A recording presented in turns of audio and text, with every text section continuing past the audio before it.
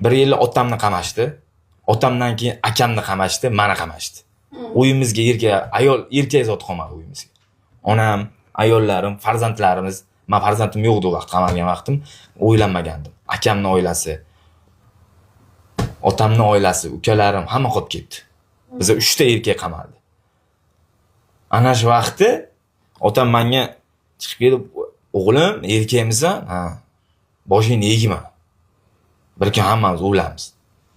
Egma. Sen bir birovni sotib ichkariga kirganing yo'q. Bir nima deydi, bir kazalik qilib kirganing yo'q. Shunday qilib, nima deydi, bir fahish ish qilib qamalganing yo'q. O'zingni chisting uchun qamalding, to'g'rimi? Ana endi qanaqa qamalgan bo'lsang, shunaqa javobini berib chiq" degan narsa menga berganlar-da, shunaqa narsani. Shuning uchun alhamdulillah Alloh berdi. Yo'llaringizga o'tiramiz bemalol.